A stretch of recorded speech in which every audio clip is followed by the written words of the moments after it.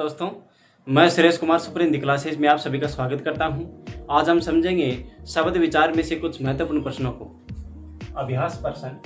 पहला प्रश्न है, उत्पत्ति के आधार पर शब्दों के भेद है 4, लेकिन हमें पांचवा भेद भी देखने को मिलता है, लेकिन मुख्य रूप से 4 ही माने गए हैं। पांचवा भेद कौन सा है? संकर शब्द। संकर शब्द। अब देखो ये 4 भेद कौन कौन से हैं? पहला तत्सम, दूसरा तद्भव, तीसरा देशज, चौथा विदेशज या विदेशी शब्द। ठीक है, इसको आगत शब्द भी बोलते हैं, आगत शब्द। ठीक है, इसके बाद में अगला प्रश्न है, दशनन किस प्रकार का शब्द है? इसका उत्तर होगा योगरूढ़ शब्द। योगरूढ़ शब्द।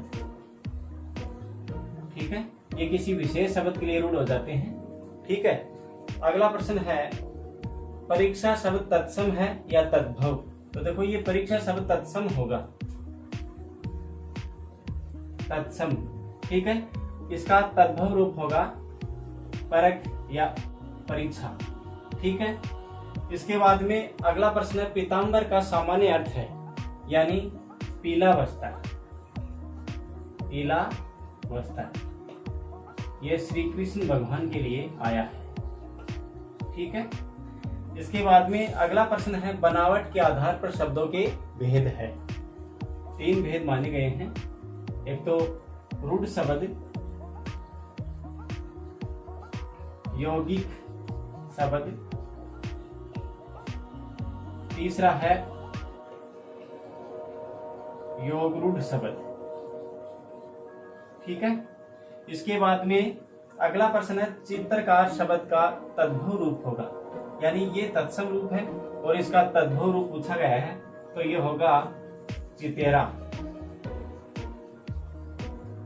ठीक है, इसके बाद में अगला प्रश्न है, प्रयोग के आधार पर शब्दों के भेद है 2। कौन कौन से? एक तो विकारी, एक अविकारी। यानी विकारी शब्द, अविकारी शब्द। इसको अव्यय भी बोलते हैं, जिसका कोई व्यय नहीं होता है। ठीक है ना। इसके बाद में अगला प्रश्न, संकर शब्द का अर्थ है। इसका अर्थ होगा यानी 2 भाषाओं के योग से बनने वाले शब्द। 2 भाषाओं के योग से बनने वाले शब्द संकर शब्द कहलाते हैं। ठीक है, जैसे रेलगाड़ी शब्द है। अब देखो ये संकर शब्द ही है, इसको समझते हैं। रेलगाड़ी, रेल धने गाड़ी। अब देखो ये रेल अंग्रेजी का है और गाड़ी हिंदी का शब्द है। 2 भाषाओं के योग से बन रहे हैं, इसलिए संकर शब्द हुआ। ठीक है, अगला प्रश्न है, अविकारी शब्द के उदाहरण है, यानी इसको अव्यय भी बोलते हैं। इसके उदाहरण है आज, कल, परसों, यहाँ, वहां, इधर, उधर, कैसे, विनय पूर्वक, ध्यान पूर्वक। यानी ये लिंग वचन काल व कारक के आधार पर बदलेंगे नहीं। जैसे आज है वो आजो नहीं हो सकता। ठीक है ना। इसी प्रकार से ये सारे शब्द बदलेंगे नहीं। ठीक है, अगला प्रश्न है, संबंध बोधक अव्यय शब्द है, यानी ये अविकारी शब्द का ही भेद है। अविकारी शब्द का ही भेद है। अविकारी को अव्यय भी कहते हैं। ठीक है, अब देखो इसके उदाहरण समझते हैं। के पीछे के ऊपर की ओर में पर। ठीक है, जैसे पेड़ के ऊपर बंदर बैठा है। ठीक है, इसके बाद में अगला प्रश्न है, अर्थ के आधार पर शब्दों के भेद है। दो भेद, एक तो होगा सार्थक शब्द, एक होगा निरर्थक शब्द। सार्थक व निरर्थक। ठीक है, अगला प्रश्न है, योगी का अर्थ होता है।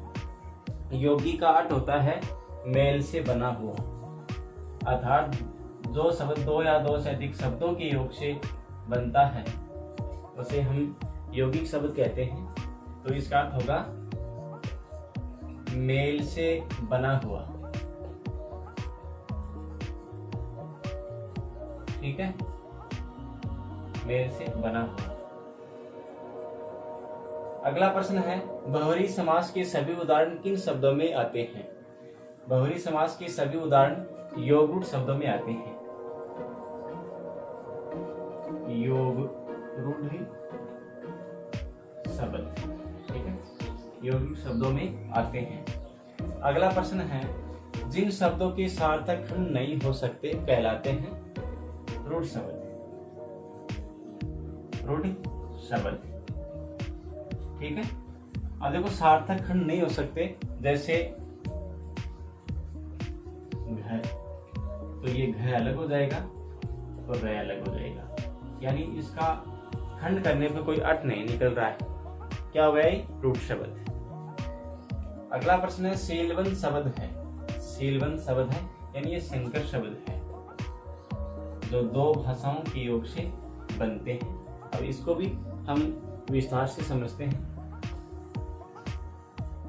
संकर शब्द, सील जोड़ बंद। ठीक है, अब देखो यहाँ सील जो शब्द है ये अंग्रेजी भाषा का शब्द है। अंग्रेजी भाषा का शब्द है, और ये जो बंद है वो क्या है? फारसी भाषा का शब्द है। ठीक है ना, दो भाषाओं का योग हो गया। दो भाषाओं के योग से जो शब्द बनते हैं वो संकर शब्दों में आते हैं। ठीक है, अगला प्रश्न, तौलिया किस भाषा का शब्द है? कई बार परीक्षा में पूछा गया है, महत्वपूर्ण है। ये है पुर्तगाली। ये पुर्तगाली शब्द है। ठीक है, अगला प्रश्न है, विदेशज का अर्थ होता है। विदेशज का अर्थ है विदेश में जन्म लेने वाला। विदेश जोड़ जय, यानी विदेश में जन्म लेने वाला। जन्म लेने वाला। ठीक है, लोटा शब्द है देशज। अब देखो देशज को समझते हैं। ये लोटा शब्द देशज शब्द है।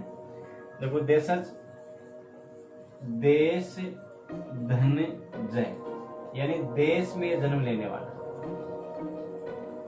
देश में जन्म लेने वाला। ठीक है, अगला प्रश्न है, उज्ज्वल शब्द का तद्भव रूप है। उज्ज्वल शब्द का तद्भव रूप होगा उजला। क्या होगा? उजला। अब देखो इसको भी विस्तार से समझेंगे। उज्ज्वल शब्द तत्सम है। ये तत्सम शब्द है और संस्कृत भाषा का रूप है। ठीक है, संस्कृत भाषा का शब्द है। अब देखो ये प्राकृत में बदलेगा उजल, और हिंदी में इसका रूप हो जाएगा उजला। ठीक है, अब देखो किस प्रकार बदला है। ये संस्कृत भाषा का शब्द है फिर ये बदलकर प्राकृत भाषा में उज्जवल बन गया। इसके बाद में ये और सरल हो गया, यानी ये तद्भव रूप में उजला यानी हिंदी का रूप हो गया। इस प्रकार ये उज्जवल से उजला शब्द बना। ठीक है, तो प्रिय विद्यार्थियों, आज की क्लास यहीं समाप्त होगी। जय हिंद, जय भारत।